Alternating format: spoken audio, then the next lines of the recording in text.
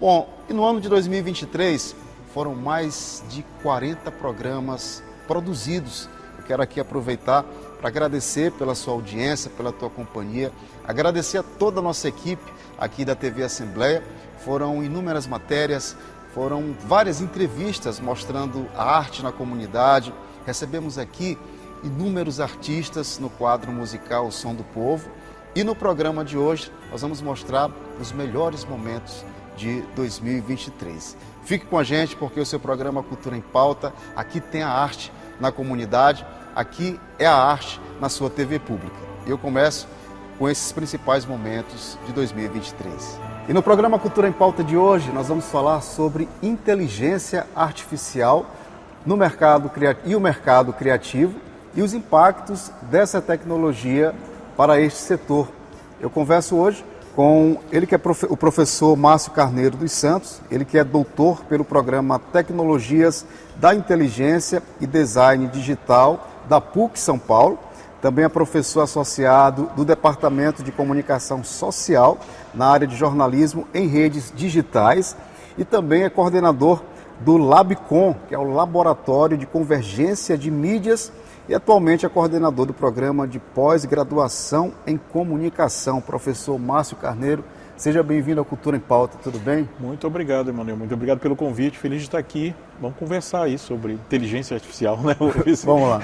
Então, bom, como o nosso programa é Cultura em Pauta, vamos trazer na pauta a inteligência artificial que faz, né, interface com o setor criativo. Mas antes de falar sobre essa interface, professor, vamos falar para quem está assistindo a gente, o que é a inteligência artificial? Muito se tem falado, né, é uma tecnologia que já vem de muito tempo, né, mas hoje, mais do que nunca, se fala bastante, até por conta dos avanços tecnológicos, enfim. Mas vamos resumir aqui para quem está assistindo, o que é a inteligência artificial?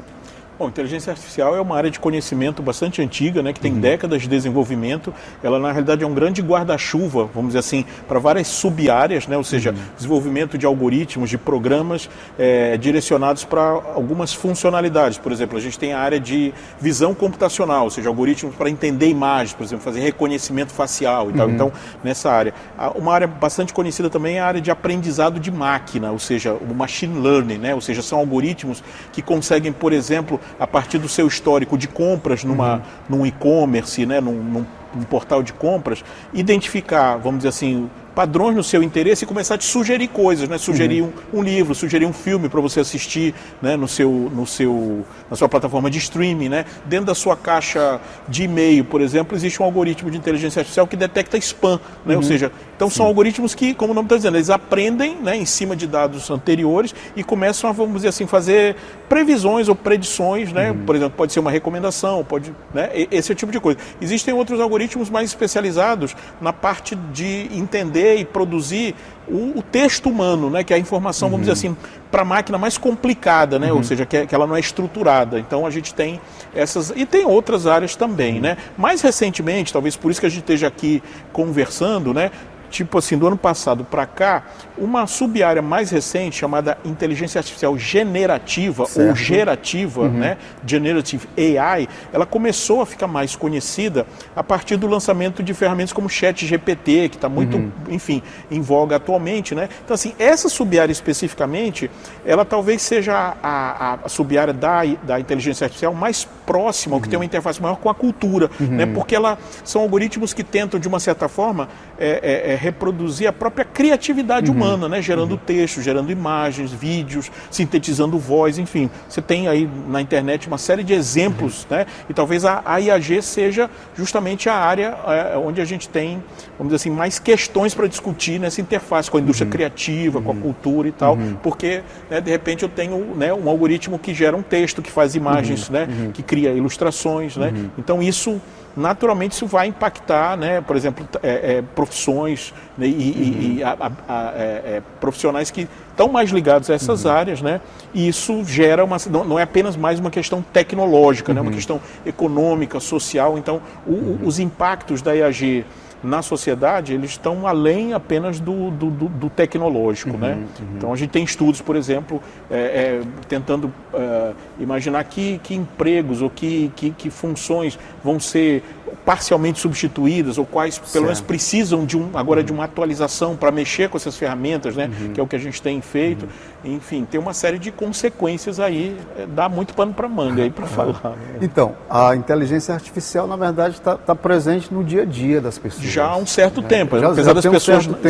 Exato, né? O que você vê numa plataforma de mídias sociais, por exemplo, né? Não é apenas tudo que a sua rede posta, é o que a sua rede posta filtrado pelo que o algoritmo da plataforma acha que vai, vamos dizer assim, gerar mais engajamento, né, na hora que ele te mostra, entendeu? Então, assim, tem toda uma relação, por exemplo, nas plataformas de mídias sociais, que é mediada pelo algoritmo da plataforma, né? Você não sabe disso, mas é assim que funciona. Professor, resumindo aqui, seria uma tecnologia que é pensada, que é trabalhada para ajudar, é uma ferramenta para ajudar o humano no exercício ali de várias funções?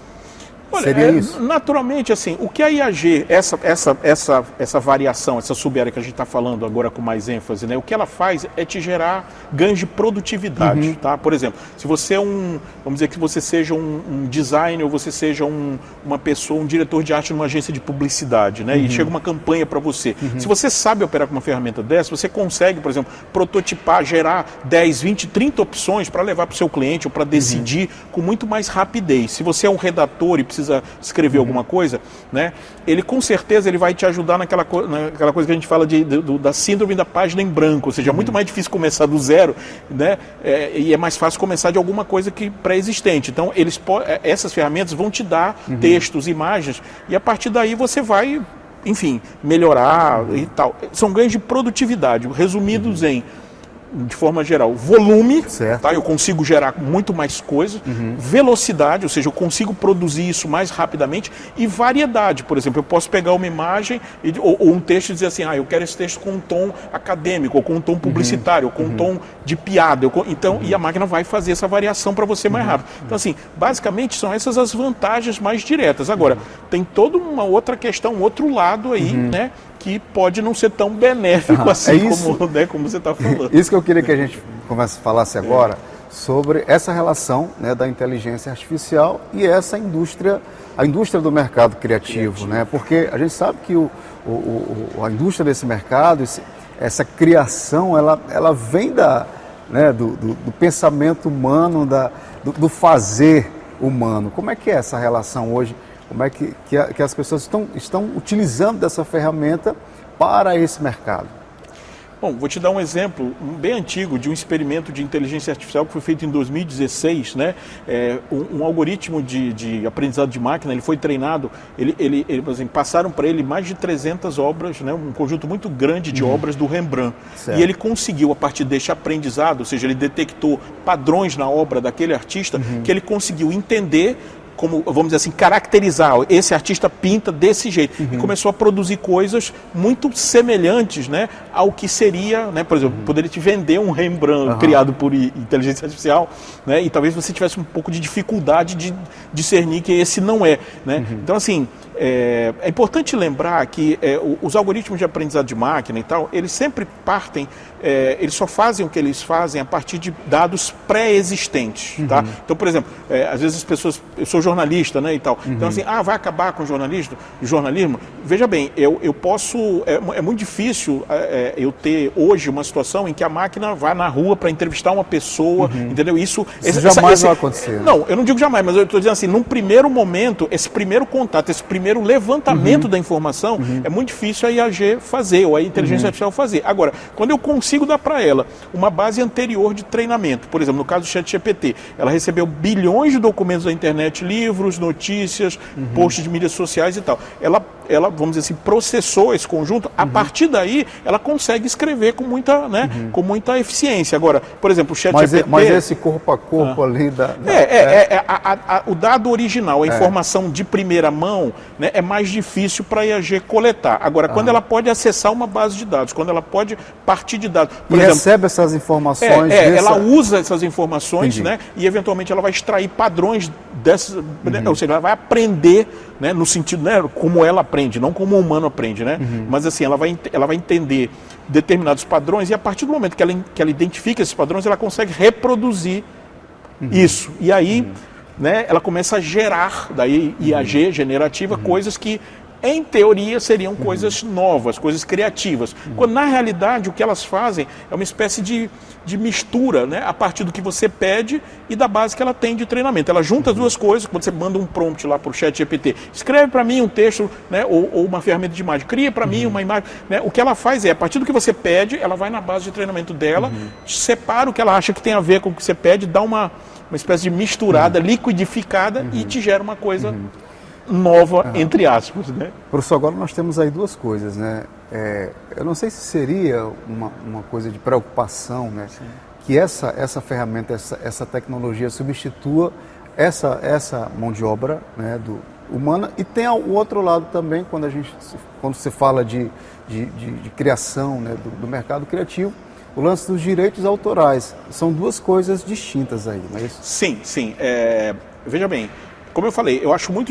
Recentemente a gente fez um estudo, foi até noticiado pelo Estadão, né, onde a gente pegou uma lista de profissões e a gente avaliou o impacto da inteligência artificial generativa para cada uma delas. No caso da produção de conteúdo, o índice que a gente achou foi alto. Isso quer dizer o quê? Que esse profissional vai desaparecer? Não. O índice alto indica que ele precisa, com mais rapidez, se atualizar. Certo. É uma ferramenta nova que vai gerar benefícios, vantagens de produtividade, como eu falei para ele. Então, assim, se você é o cara que sabe e o outro que não sabe, provavelmente esse que sabe usar a ferramenta, ele vai conseguir alguns ganhos e eventualmente ele vai levar alguma vantagem. Né? Isso em algumas áreas. Em outras, a IAG ainda não chegou, né? No nosso estudo, por exemplo, o agente de segurança que trabalha policiando a rua. Né? Quer dizer, o impacto da inteligência artificial no trabalho dele, do dia a dia, enquanto não apareceu um Robocop daquele do filme, né, tá um pouco distante. Agora, para o produtor de conteúdo, para o cara que trabalha numa agência, para o cara, um designer, ou até um programador, né, se ele não, o que a gente acredita nisso, se ele não se atualizar, ele vai ter uma desvantagem, né? E essa desvantagem poderá gerar, por exemplo, vamos dizer assim, eu tenho um setor de uma agência e tal que tem uma equipe com 10 pessoas. Como a ferramenta dá ganho de produtividade, é bem provável que essa equipe seja reduzida, tá? E quem vai ficar é quem sabe operar a ferramenta, né? Na verdade, isso já acontece. Veja bem, esse processo de adoção de tecnologia, inserção de tecnologias novas, né? Isso não é da IAG, nem exclusivo, né, da inteligência artificial. Isso aí vem lá da Revolução Industrial, né? É um processo meio que imparável, né? E assim, eu acho que não adianta tecnológica do mercado. Eu acho que não adianta muito a gente se debater contra isso. Eu acredito mais, que é o que a gente trabalha lá no Labicon, inclusive, é formando pessoas para essa área, né? Com técnicas que a gente chama de prompt design, com técnicas ligadas, por exemplo, para pesquisadores, para produtores, né, de audiovisual, para produtores de desenho e tal, né? Agora, a questão que você citou também, a questão do direito autoral, essa talvez seja uma das questões mais críticas dessa área, que inclusive já está sendo judicializada em vários países, né? Aqui no Brasil não tem conhecimento ainda, mas já existem, né, ações na justiça, por exemplo, americana, contestando imagens, principalmente imagens, texto é mais difícil, mas principalmente imagens que são geradas por inteligência artificial, entendeu? Porque assim, ela, para gerar aquilo, ela parte de uma base anterior de imagens que alguém fez, entendeu? Só que esse alguém, nessa misturada que eu falei, essa conexão entre o autor e o material produzido, ela se perde, né? Porque, na verdade, eu não tenho uma obra para uma pessoa, eu tenho uma obra que é gerada a partir de milhares de obras de outras pessoas. Então, até legalmente fica difícil essa questão, mas essa é uma questão que está sendo discutida. Ainda não existe um marco regulatório específico para essa tecnologia, né? Isso tá em discussão na comunidade europeia, no mercado americano, mas assim, estão em estágios diferentes. Até no Brasil já tem essa discussão, entendeu? Em estágios diferentes, mas assim, efetivamente ainda não temos, né? Ainda não temos. Isso passa desde a criação de uma obra de arte, né, passa pelo audiovisual, né? É um universo, né, professor? Sim, no caso da obra de arte, a gente tem, né, aquela coisa tem um livro do Walter Benjamin, que acho que é a primeira edição dele, 1930 e pouco, que ele fala da obra de arte na era da sua reprodutibilidade técnica. Ele começa a ver como o cinema e a fotografia meio que acabam, vamos dizer assim, tirando da obra de arte aquela aura de coisa única, né? De coisa quase mágica, divina, relacionada à criatividade e tal. Né? Então, quando começa a chegar o cinema e a fotografia, é o primeiro baque nessa conexão da obra de arte, vamos dizer assim. Né? E depois isso vem com o digital, né? Enfim, com uma reprodutibilidade aí. Né? Eu posso pegar uma foto e tirar 100 gerações de uma da outra e continuo, vamos dizer assim, com o mesmo arquivo. Né? Enfim, eu tenho, por exemplo, agora os NFTs, né, que são a partir de tecnologias como blockchain, né, onde eu consigo restabelecer para um arquivo digital uma certa unicidade. Né? NFTs são tokens não fungíveis, né? Ou seja, eu consigo dar um arquivo que pode ser replicado 10 milhões de vezes, uma informação que ninguém vai manipular e que torna ele único e que por isso acaba gerando um valor, né? Tem aquela, né, o Neymar mesmo comprou NFTs de uma coleção de macacos, aí não sei se, né, por um valor enorme. Então, já tem outras formas de, vamos dizer assim, no ambiente digital de anexar essa exclusividade a uma obra mesmo que sendo digital. É a transformação tecnológica no mundo, né? Nós tivemos agora recente a repercussão de um comercial, né, onde a Maria Rita traz a memória, canta com a mãe, traz essa memória. Isso acaba levantando também uma discussão, né, professor? Sim. Essa peça ela foi muito discutida e tal. Engraçado que, por exemplo, as pessoas não viram, comentaram muito pouco o comercial da Coca-Cola, né, que também foi feito com inteligência artificial, que acho que é muito mais fantástico, assim, né, com a tecnologia. Ali, o que tem é uma coisa que já era bastante conhecida, chamada deepfake, ou seja, eu suponho, veja bem, eu não tenho informação, mas eu suponho que não se tinha uma imagem original da Elis Regina dirigindo uma Kombi. Então eu acho que pegaram uma pessoa para dirigir a Kombi e depois o deepfake é justamente isso, assim, a face dela colocaram a face da Elis Regina e fizeram essa sincronia labial com a música e tal. Enfim, é um efeito, vamos dizer assim, sofisticado. Isso também já tinha há um certo tempo e isso é bastante perigoso, por exemplo, na área da política, né, de fake news e tal. Esse é um lado complicado, né, que essa tecnologia também traz, né? A gente tem que saber disso. Né? Agora nós trouxemos aqui, gente, eu estou aqui com um lançamento, né, do professor Márcio Carneiro. Conheça Júlia, a menina que virou personagem de desenho. Isso aqui é uma obra que foi lançada recentemente, né, professor? Isso. A gente está fazendo uma série de experimentos, né, usando inteligência artificial, né? Eu lancei um livro com o ChatGPT, dividindo o texto com ele. Esse aí é um livro que eu fiz para minha neta, é um livro infantil, o texto é meu, não tem ChatGPT no meio, mas todas as ilustrações eu fiz usando Midjourney, porque eu não sei desenhar nada, né? E você vai ver que, assim, a parte visual tem um acabamento bem bacana e usando essa ferramenta a gente conseguiu fazer, né? Essa aqui é a capa do a história de um avô que numa noite de tempestade fica preocupado com a netinha e quer mandar ela para um mundo imaginário, só que ele não pode levar ela do jeito que ela está. Então ele também transforma ela vamos dizer assim, numa boneca, né, num personagem de desenho digital para ela poder brincar no mundo que ele imaginou. Né? Então, a partir das imagens que eu tinha dela, a gente criou esse avatar, né? Esse personagem, e aí esse personagem vai para esse mundo imaginário, onde o que ela pensa, né, vai sendo criado, né? E o próprio avô vai imaginando coisa. Tem uma hora até que ele imagina mais do que ela. Ela diz, peraí, essa história não é minha? Então ele começa a inventar as coisas dele. O avô sou eu, né, na realidade. Mas, enfim, é uma história infantil. Né? Que maravilha. Está disponível esse livro? Sim, como e-book. A gente fez uma tiragem impressa bem pequena, lançamos agora na segunda-feira passada, num evento chamado Aplicon, que a gente fez lá na UFMA, né? E ele está lá no site do Labicon, labicondata.com.br/IAG. Né? E vamos falar para quem está assistindo, professor, sobre esse trabalho do Labicon, né? Que é um trabalho fundamental. O Labicon é um laboratório de convergência de mídias, é um laboratório que eu coordeno desde 2011, 2012, né? Que foi criado nessa época. E basicamente o que a gente faz lá é explorar justamente tecnologias, eu não digo novas, porque porque, como eu falei, inteligência artificial, por exemplo, é bem antiga, realidade virtual, né? São tecnologias emergentes, ou seja, realidade virtual, realidade aumentada, inteligência artificial, Big Data, internet das coisas. Então a gente faz, vamos dizer assim, um trabalho de explorar o uso dessas tecnologias, principalmente para a produção da comunicação, do jornalismo, né? E gerar produtos, né? Experimentos como esse aí. Pronto. Para quem quiser conhecer mais esse trabalho, qual o contato, quem tiver interesse... labicondata.com.br/IAG. É a parte do nosso trabalho que é focado na inteligência artificial generativa. Né? Tem uns experimentos, a gente tem canal no YouTube ensinando a fazer um bocado de coisa, a gente tem o blog lá na plataforma Medium, né? Tá tudo lá. Né? A gente Vamos só repetir o endereço do site.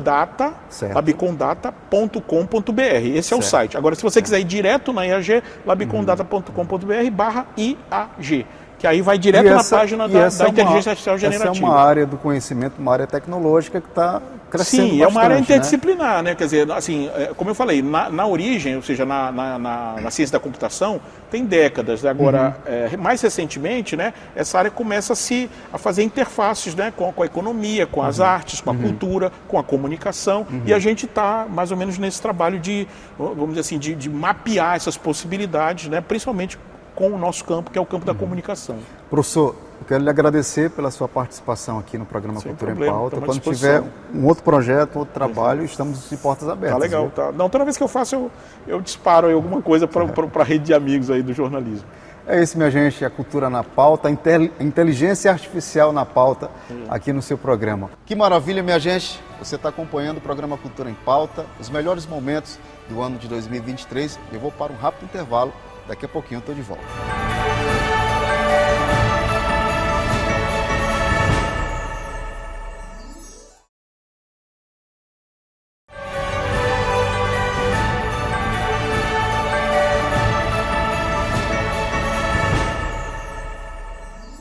E no ano de 2023 foram mais de 40 programas produzidos. Eu quero aqui aproveitar para agradecer pela sua audiência, pela tua companhia, agradecer a toda a nossa equipe aqui da TV Assembleia.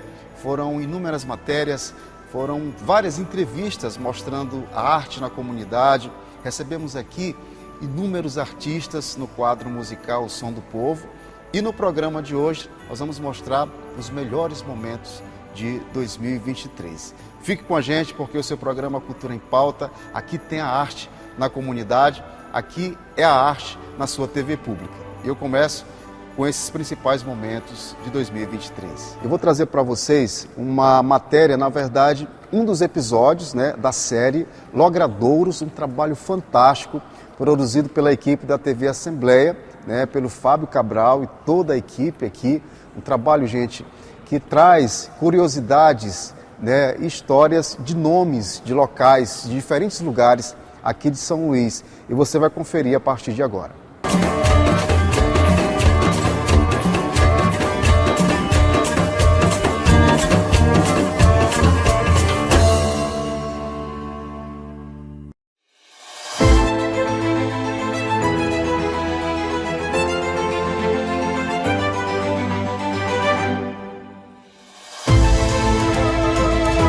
Estamos na Rua do Pespontão, endereço do centro da cidade, cujo significado do nome, quem passa por aqui, desconhece. É uma palavra forte e bonita.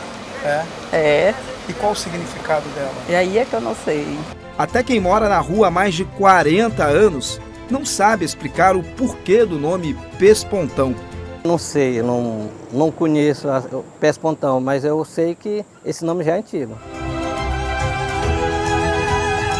É uma palavra que designa algo relacionado à alfaiataria, né? Ele é uma dobra especial, mais rebuscada. Agora eu não sei dizer por que este nome está na Rua do Pespontão.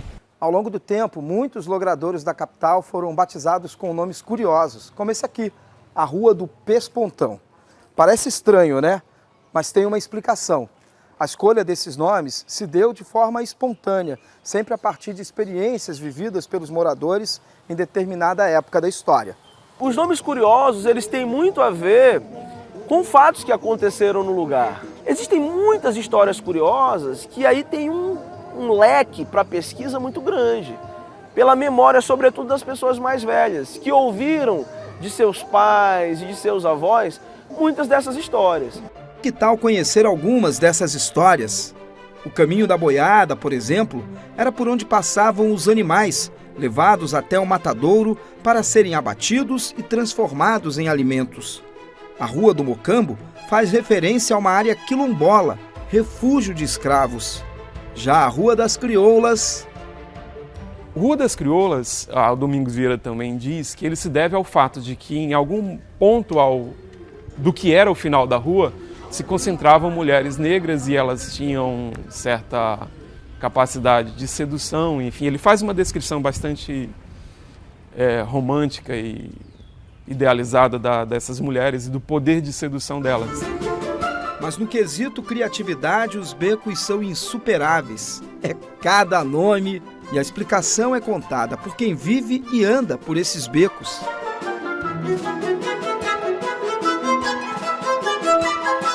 Aqui é o beco do quebra-bunda, até porque antes de ter aqui o calçamento, né, a Tabatinga era presa fácil para cair e bater com a bunda no chão, né? Eu vim morar aqui em 80. Já era o Beco da Bosta. Eu sei que era uma baronesa da época dos escravos.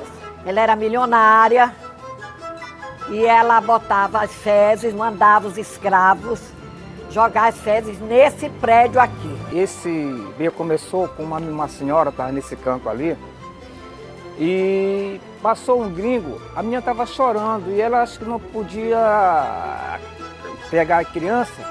E o moço assim, Caela, Caela, Caela. Aí ficou, Beco da Caela. Esses nomes curiosos, eu diria que são nomes de resistência, porque permanecem ao longo de séculos. Isso é muito importante. Daqui a algumas gerações para frente, vão saber. Por quê? Primeiro, não está só registrado do ponto de vista oral, mas está registrado na literatura. E essa literatura ela tem que permanecer, porque ela vai ajudar a explicar muitos desses fatos que aconteceram na cidade de São Luís, que é uma cidade das mais antigas do Brasil e rica nessas histórias, dessas nomeações e desses fatos pitorescos que a gente encontra na cidade. Uma riqueza que precisamos cuidar, compartilhar, já que aprender a origem e o significado dos nomes dos logradouros da nossa cidade é uma forma de conhecer melhor e preservar a memória e a identidade cultural do lugar em que vivemos.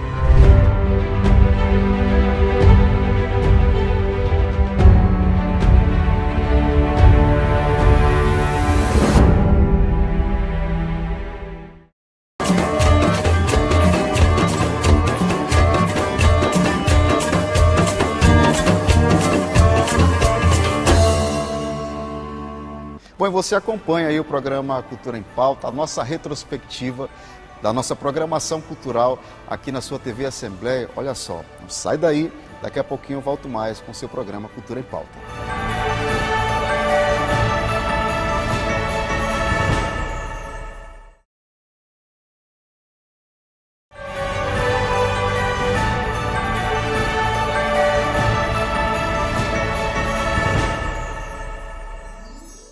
Bom, já estamos de volta com o seu programa Cultura em Pauta. Como eu falei no início, foram várias entrevistas, né? Recebemos aqui vários artistas no quadro Som do Povo, que é o momento que nós trazemos a música para o seu programa. E vamos trazer agora alguns desses momentos do quadro Som do Povo.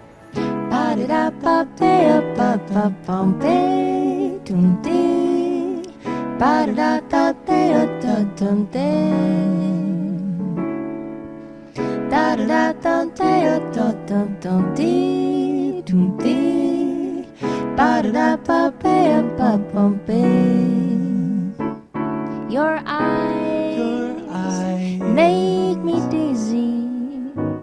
Your touch makes me wanna fly. And all of my thoughts will love you forever, while I just hold your hands and dream on. Oh, your look makes me so weak. Your touch makes me wanna fly. And all of the thoughts I'll have about you, they'll be just beautiful as song. Ba-da-da-ba-ba-da-dum-dum-dee, dum-dee. Ba-da-da-ba-ba-da-dum-dee, ba-da-da-ba-ba-dum-dum-dee, dum-dee. Ba-da-da-ba-ba-bum-bum-bee. Minha gente, hoje eu recebo eles, que vêm de um reencontro musical no Teatro Arthur Azevedo. Recebo aqui ela que é musicista, cantora, né, compositora, a Gabriela Marques. Recebo também ele que é cantor, compositor, publicitário também, né, o James Pierre. Eles vêm acompanhados aqui do músico Matheus Pinheiro. Tudo bem com vocês? Tudo certo, obrigada pelo convite. Eu que agradeço aqui, pra gente é uma alegria poder ouvir essa música de vocês. E esse show lá no Teatro Arthur Azevedo, né, rapaz? Esse show foi lindo. Inesquecível, lindo. Eu diria. A gente teve ótimos feedbacks. Depois do show teve muita gente que veio falar com a gente sobre o que foi feito, o que foi dito, o que foi cantado lá. Então foi muito gratificante o show, assim. Era algo que a gente não esperava, né? Mas no final de tudo, deu tudo certo e a gente está muito feliz com o resultado. Foi muito gratificante ver o que o show significou, né, para algumas pessoas. Então a gente teve todo o cuidado de montar uma história, né, de montar uma narrativa que falasse sobre o ordinário, sobre as coisas, né, muito simples do dia a dia, que às vezes a gente não percebe essas mesmas coisas com tanta urgência, assim. Então a gente prezou muito pela qualidade do que ia ser contado. Sim, aí usando algumas palavras assim chave para poder criar esse show, né? Tipo, a identificação foi uma delas. A gente enxergar histórias do cotidiano, como a Gabi falou, que pudessem ser facilmente identificadas dentro do nosso roteiro, da nossa narrativa. Esse show, na verdade, ele é o resultado de um trabalho que vocês realizaram lá atrás. Cada um tem o seu trabalho, né? Individualmente, mas vocês também têm essa proposta, né? Do dueto. E vocês participaram de uma proposta antes de um grupo, né? E depois desse tempo se reencontram agora, não é isso, gente? Exatamente. A gente se conheceu na banda de jazz da Gabi. Na verdade foi num grupo de teatro musical. Foi um pouco antes. Foi um pouco antes.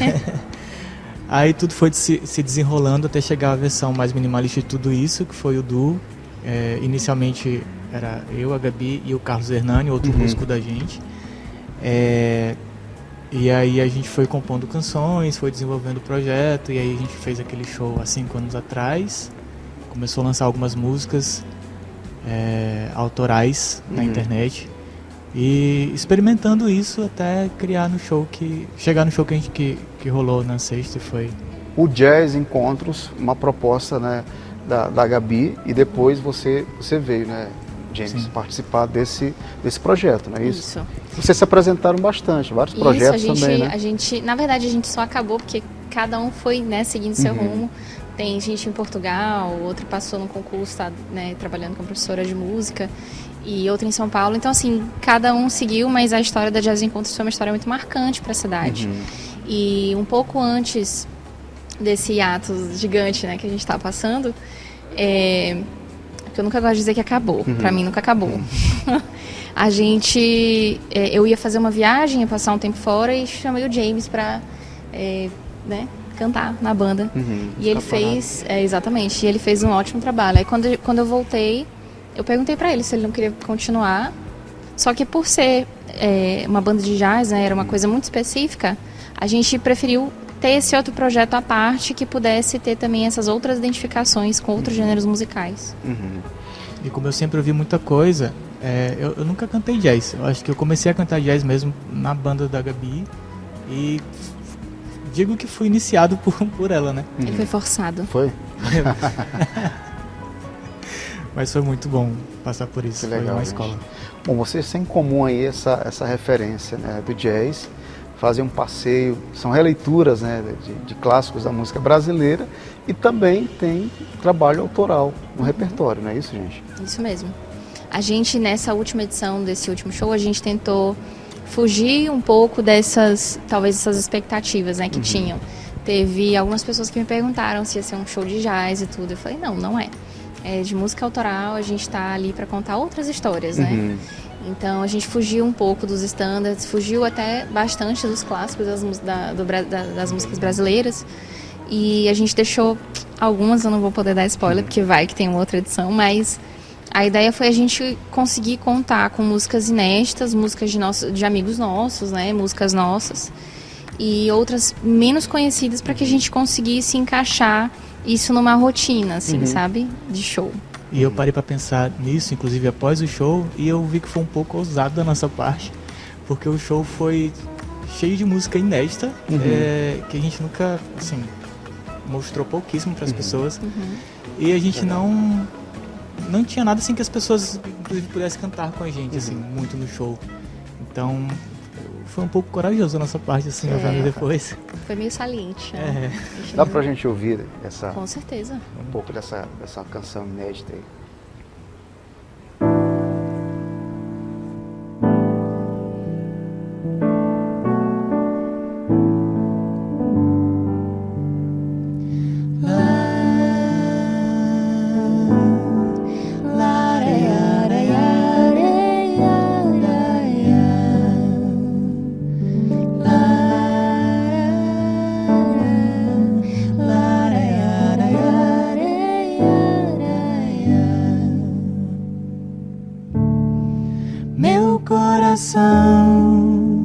Não sabe o que é amar, porque se soubesse não se atreveria a dar mais do que tem, mais do que sabe que tem, mais do que é, mais do que foi, mais do que foi que o impediu de ver. Eu não sei.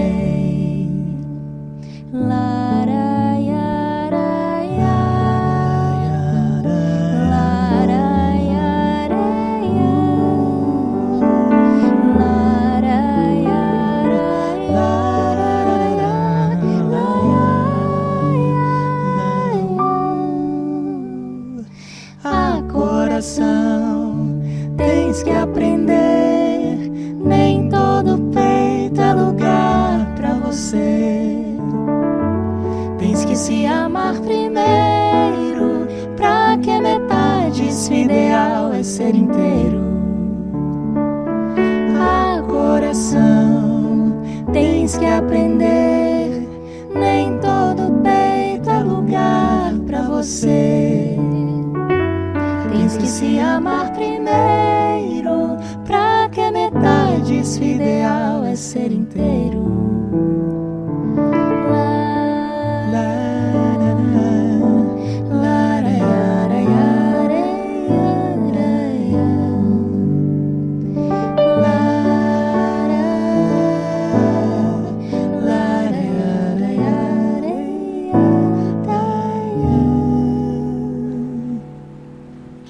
Canção bonita, gente. Obrigada. Essa é uma parceria. É uma nossa. Muito massa. Essa ainda não foi lançada.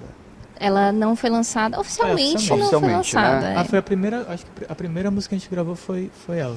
Foi. Que legal. Gostei bastante, a sonoridade, a leveza, né? Agora vamos falar, depois desse show, o que vocês estão pensando aí, programando? Tá, a gente tem muitos planos. Na verdade, eu particularmente não sei por onde começar, mas, inclusive para o próprio show, assim, a gente quer logo apresentar ele novamente para as pessoas e não deixar essa peteca cair, porque eu acho que foi um trabalho bem bonito feito. Você estava com saudade, assim, dessa coisa, né, do público ali? Né? A gente estava, acho que, com saudade do frenesi de organizar show e tudo, mas, assim, na semana do show, a gente nunca mais vai fazer um show. Mas aí quando passou, dá aquela saudadinha, assim. Mas essa coisa do público, né? Nossa, com certeza, foi muito bom. Na primeira edição, que foi há 5 anos atrás, a gente conseguiu reunir muitos amigos nossos, né? Ajudaram a gente a fazer acontecer mesmo o show. E o James falou um negócio na semana passada que eu fiquei pensando, que é um show de amigos, né? Feito por amigos e para amigos também. Então, as pessoas que conhecem nosso trabalho e que passaram a conhecer mais recente, também entraram, né, com todo o apoio e tal. Então foi uma resposta muito positiva. A gente sabe que é um projeto, a gente não tem a intenção de fazê-lo, né, sei lá, com milhões de visualizações. É um projeto realmente mais íntimo, né, mais intimista, tem essa proposta. Mas é um show que já está pronto. Mas é um show pra pronto, ser apresentado é um show pronto que a tempo, gente, né? exatamente, e que a gente tem um carinho muito grande. Eu acho que diferente de talvez outros shows, né, que a gente tenha feito, a ideia é que tem muito de nós nesse show. E eu acho isso bastante especial. Que legal, gente. E você, Gabriela, o que tem tá preparando aí para o público? Preparando o quê? Para esse ano? Carreira desse ano? O que você tem aí na agulha? Eu tô com a agenda aberta, né? Eu toco muito com o Hernani, o nosso guitarrista, mas também é o meu, né, braço direito nos projetos aí.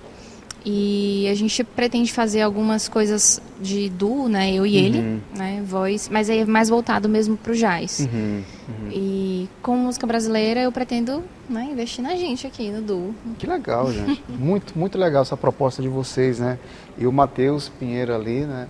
Um acompanhamento luxuoso nos teclados, no piano, né? Matheus Bom, eu quero agradecer. Queria ficar mais tempo com vocês aqui. Obrigada pelo musical. convite. Desejar sucesso, né? Para quem quiser acompanhar o trabalho de vocês nas redes, como é que pode fazer? A gente tem o nosso Instagram do Duo, né? Que é o Gabi James Duo, @Gabi James Duo. Tem o nosso canal do YouTube. E também tem as nossas redes sociais separadas. Mas o nosso canal do YouTube tem, né, muita coisa do nosso show. E muito em breve a gente vai ter o show da semana passada lá também, disponível. Que legal, vai estar também no canal, o show do teatro no canal. Vai, daqui a um tempinho sim. Então só seguir nas redes sociais e ficar ligadinho por lá, que a gente vai avisar tudo por lá. E o que eu percebo, assim, tem uma galera bem jovem, né, que acompanha também o trabalho de vocês. Isso é bacana, né? Tem, eu acho que é bacana que tem muitos jovens, mas também teve bastante idoso, né, no show, assim. A gente conseguiu juntar um público bem diverso e todos responderam de maneira muito assim... Nossa, me identifiquei com a história do show, me identifiquei com situação tal. Que legal. Porque a gente pensou muito nisso, em como que a gente podia pegar esses sentimentos e essas histórias compartilhadas e transformar em algo que fosse nosso, né, compartilhado por todo mundo. Não só pela banda e pela equipe, né, toda da produção, mas também pelo público. Que legal. Eu acho que o legal do show é isso, né? Essa proposta, essa sintonia, né? Exato. E a gente tenta também exercitar isso nos shows de como é que eu posso dizer, de fazer com que o público participe. Então a gente sempre gosta de nas músicas ou fazer com que eles cantem com a gente ou sei lá, desdobrar isso, algumas interações assim interações musicais, às vezes de conversa mesmo. Teve bastante isso, foi muito legal. Foi muito bacana. Muito Ó, eu já falei no programa passado, falar para vocês, nós vamos estrear um espaço na Rádio Assembleia, pela frequência da Rádio Senado, que é uma rádio que tem uma programação. Nós teremos um espaço toda sexta-feira também. Mandem o material de vocês. Vocês também estão convidados para estar lá na rádio qualquer dia desse com a gente. Obrigada. Tá bom? Obrigado. E mais uma vez, muito obrigado pela participação. Desejo sucesso para vocês. Obrigada, Emanuel. Tá bom? Muito bom estar aqui com vocês. E a gente pode encerrar com mais música? Com certeza.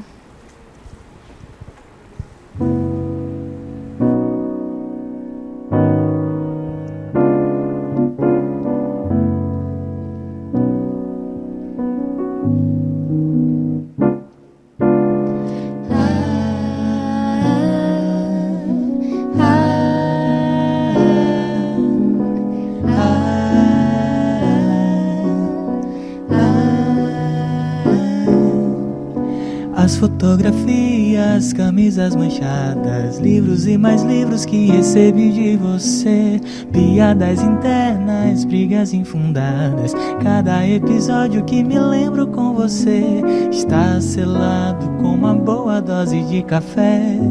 E nas canções que nem sempre dão certo é normal, tem riso no final. E está selado com uma boa dose de café. Nas melodias que já deram certo é normal, tem riso no final. Sempre pela tarde pra findar o dia, o tempo vai passando e nem se vê. Um quadro Eu só crio uma série de TV.